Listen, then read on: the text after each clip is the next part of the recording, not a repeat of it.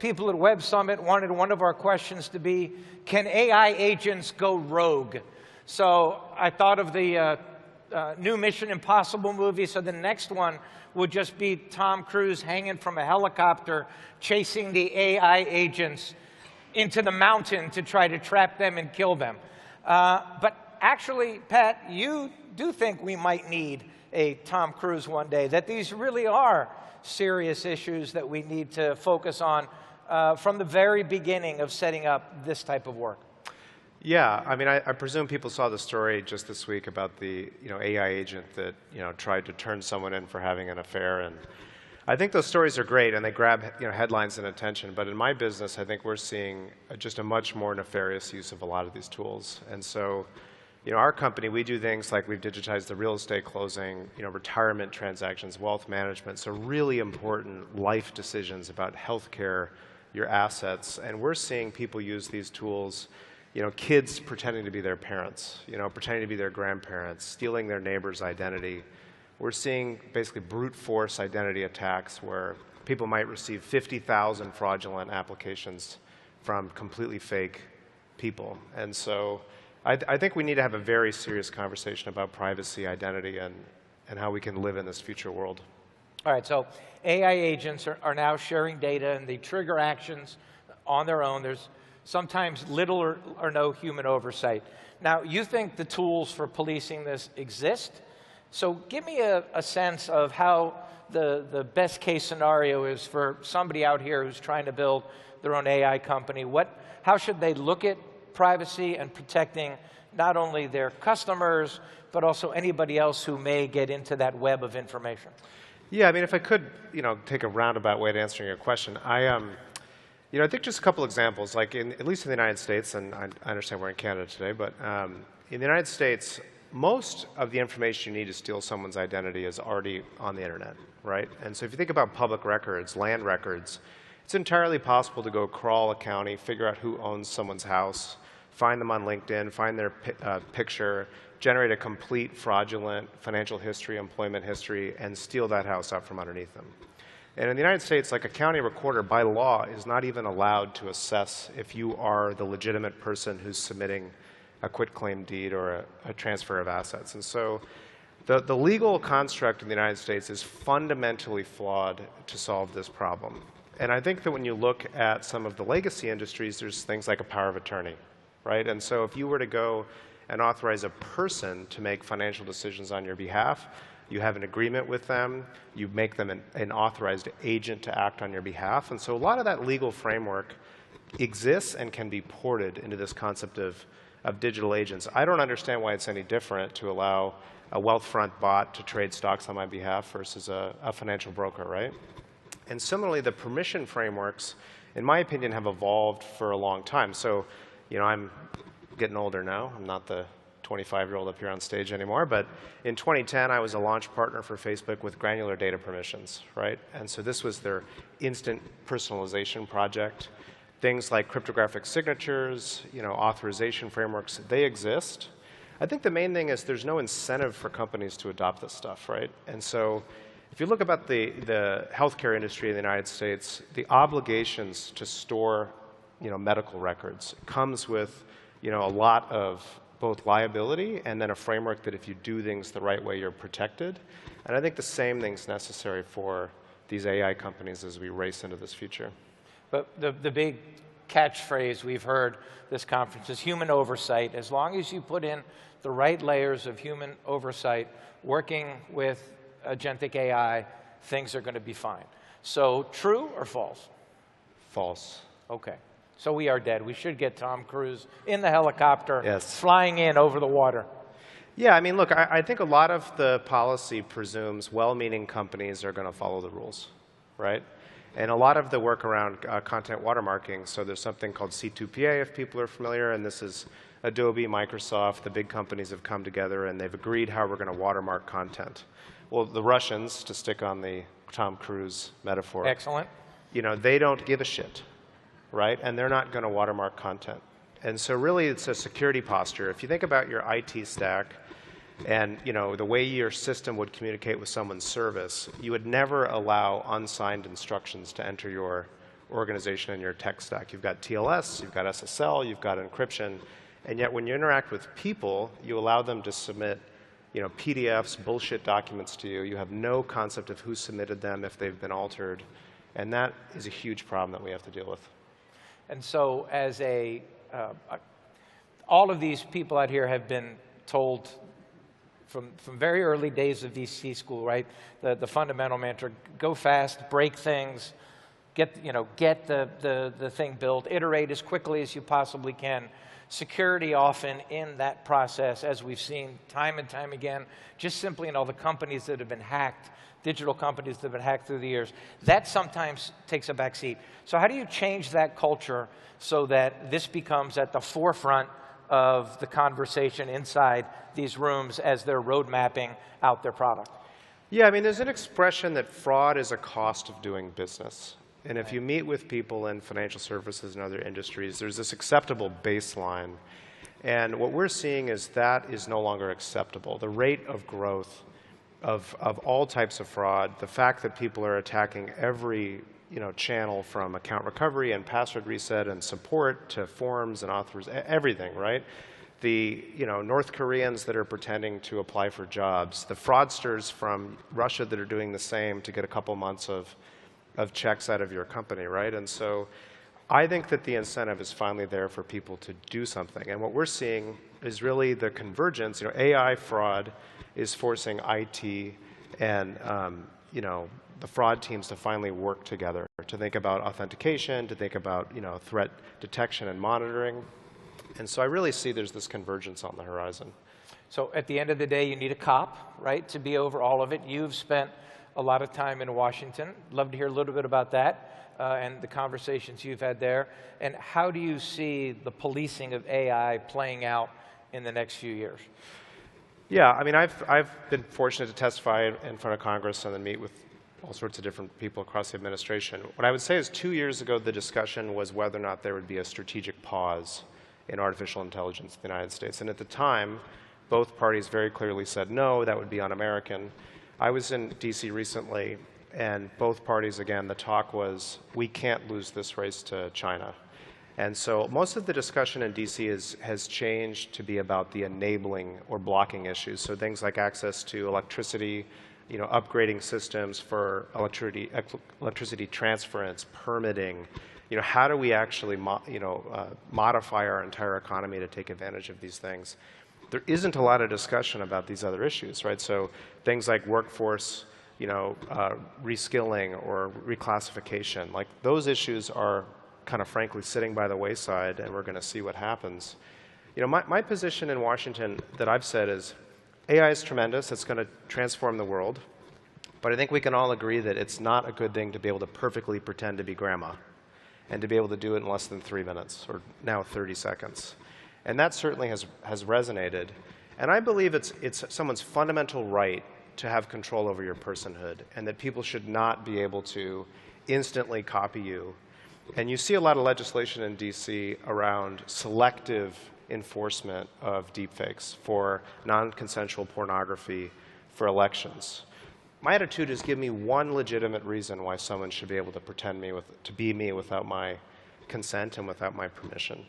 And so I think those are some of the fundamental issues that we really have to come together as a society and decide. And the other thing is that, look, every new tool that comes out that's fun, everyone races and uploads all their personal information into.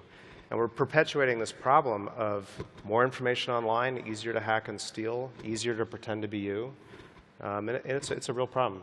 So what you're up against is there was a time when being a successful hacker required a certain skill set that was pretty great, right? You had to have the ability to break into a company's system. Now, your cousin who's mad at you over something you said at Thanksgiving can go in using some of these tools. How do you prepare as a company for the difference between, a surgical strike by somebody who's been doing this their entire lives and this multiplicity of potential foes coming at you? Yeah, I mean, I think today people look at a just-in-time solution to the problem, right? So every person who comes at us, we in real time are going to try to assess if this is our customer, our partner, our employee. And I believe that we have to move to persistent identity and establishing trusted credentials with people that are maintained. And I also believe that the answer is right in front of us. It's the credit card networks. They've solved this problem. When you transact, you don't give people all of your financial information. You give them a tokenized representation of your payment information. There's a signal sharing network. You can revoke that without exposing PII associated with that. And so I think the model's in front of us, and people need to work together.